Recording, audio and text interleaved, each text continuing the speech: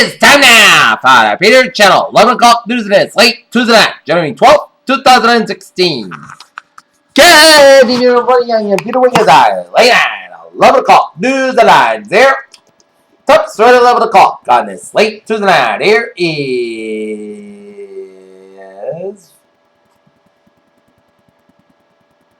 President Obama used his final State of the Union address to consider himself as an ex-president talking in the confrontational, contemplative, and backward-looking terms that the country he would leave behind, and more than not very subtly that the country. Two small U.S. Navy vessels were in immediate custody, but their crews were to be released properly. The Pentagon said Tuesday the boats were en route from Kuwait to Bahrain when they disappeared in the Navy's scopes. South Carolina Governor Nikki Haley, drawn in a personal biography as a daughter of Indian immigrants, urged Americans to resist the angry sports of the political season in a speech Tuesday followed President Obama's State of the Union address. President Obama promised that his final State of the Union address on Tuesday night would be something very different from the six that preceded it. Washington. President Obama announced during the State of the Union address that he put in Vice President Biden in charge of the carrying on to the moonshot to cure cancer that Biden called for following his son Beau's death.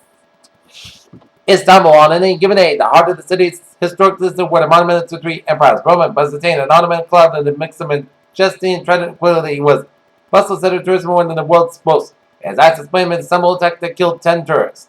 Seoul, Washington, U.S. House of Representatives voted newly unanimously to pass legislation of abandoned sanctions over the North Korea's nuclear program while South Korea called on China to play a key role in the response to the North's nuclear test.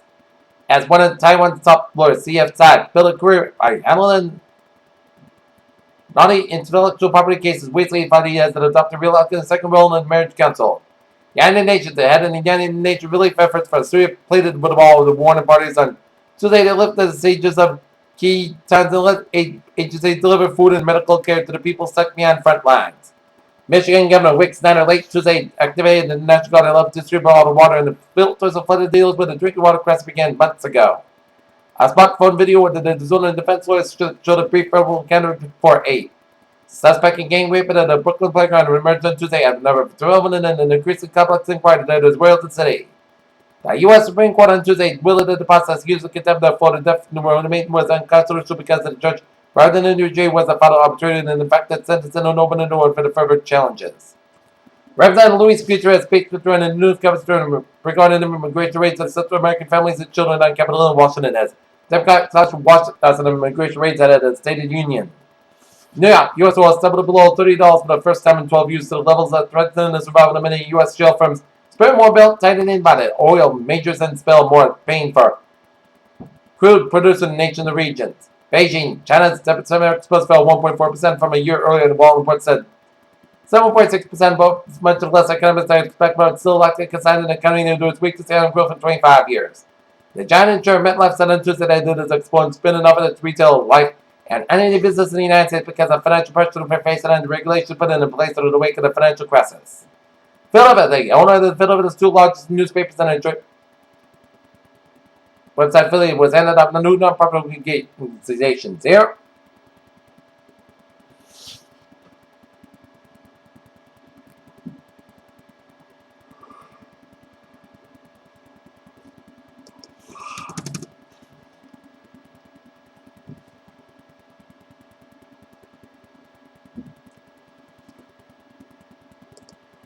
All right, look at that stock market report here. The Dow up 170.65 points at 6560.22. SP 500 up 50.1 points at 1938.68, and Nasdaq up 47.93 points at 685.92.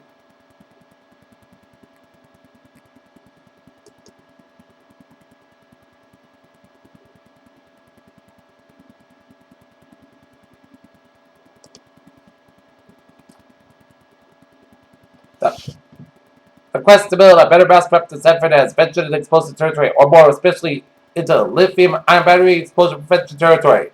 While the coming year does not appear to be positively quite spectacular or hard, expired as 2015 signature moment in July 14 by the Pluto's by NASA's New Horizons spacecraft. There will still be a lot of going on overhead. A new study shows that NASA plan a larger in the Greenland ice sheet that scientists previously believed the raising the temperature by 2 to 3 degrees compared to the clouded skies of Canada, much as 30% of night sheet melt.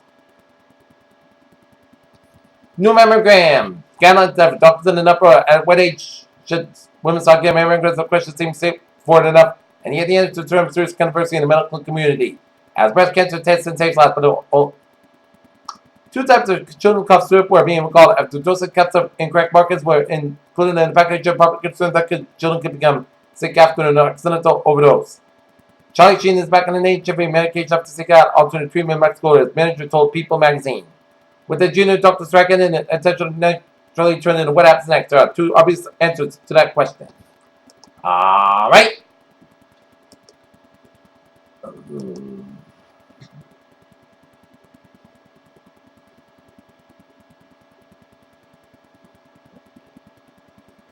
Peter Joe News Time is now 11:05 p.m. here on this late Tuesday night. Here it's 10 after 8.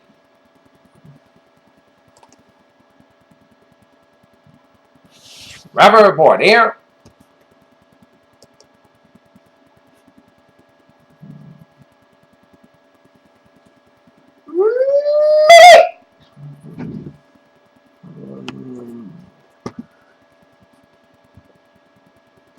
There we go.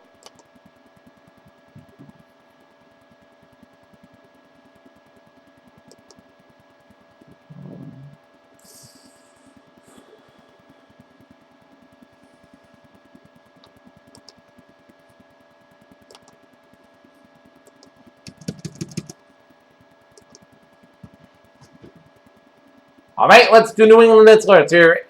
In Union, Connecticut, a Bigelow Owl State Park, the boat launch, motor accident caught in the water. Multiple victims, one occupant still in a vehicle. Medical ambulances and dive team requested in a route. And Lynn, Massachusetts, a vehicle pedestrian in front of 7 Linden Way. Police request an ALS facial trauma and possible broken leg. Here.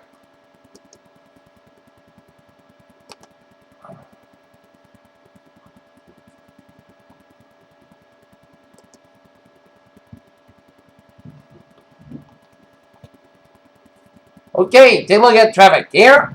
Starting over down with 95 on the northbound side today. So from Route 4 in North Kingstown all the way after 295 will work here.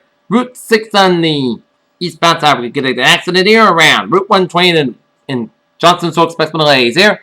495 on the southbound side, the next round. Route 95 in Mansfield, so expect delays. 495 before 95 in Mansfield here. 128 of the both ends, so from Route 95 to Route 24 in the Kenton area here. 44 in the eastbound side, it's a little slow before after Route 105 in Middlebury here. Mass Pike on the westbound side of this over the Palmer stretch, and then hits brakes again from Ludlow to 221 in Springfield there.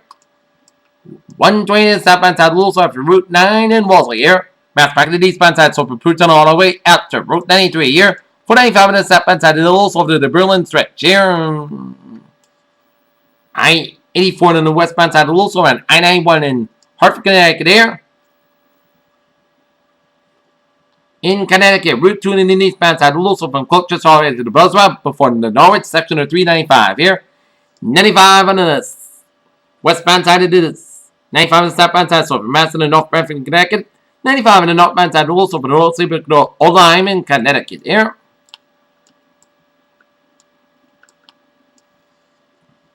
Up in New Hampshire here, not such good news on the roadways here.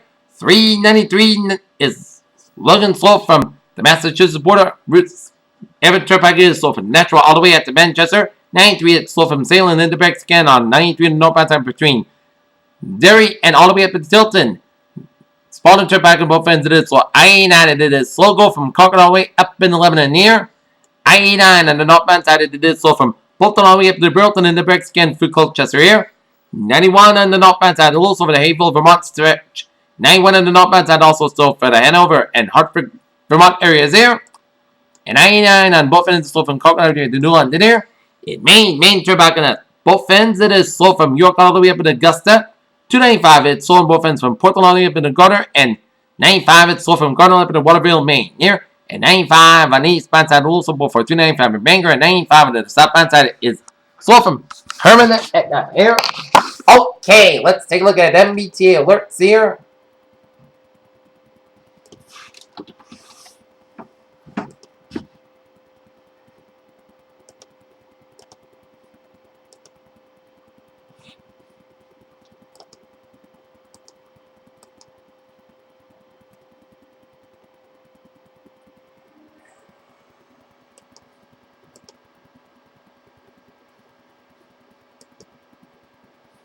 Okay, take a look at enemy Taylor. Orange line experience around the lanes through the Sable train in Molten Center here.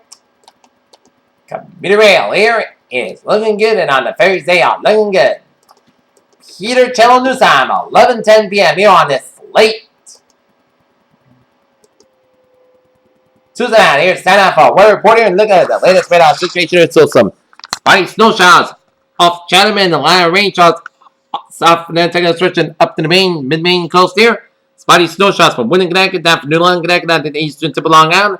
And a line of snow showers from New Milford, Connecticut stretching down to eastern New York and stretching up to the Berkshire County from Great Barrier to the bit of North Islands up to the western Vermont here. And zooming out into it shows a line of snow showers from the Route 7 corridor from Bennington all the way up to the Canadian border via Burlington here. And it's snowing from Portland up into Augusta via Waterville and west of Bangor and stretching up into eastern Quebec. And another line of snow showers from eastern Maine stretching into New Brunswick here. And to the west of us here, and it's a line of snow showers from the central New York stretching enough for western New York and Buffalo down for Jamestown here. Okay, let's take a look at that 7-day forecast. It goes like this here. We got a wind advisory in effect from 1 a.m. to 5 p.m. tomorrow. As the National Weather Service is in top the digital wind advisory, which in effect from 1 a.m. to 5 p.m. Eastern Standard Time on Wednesday. Location most of southern New England here. Winds west at 15-20 miles and gusts up to 45 miles an hour. Timing from 1 a.m. to 5 p.m. on Wednesday.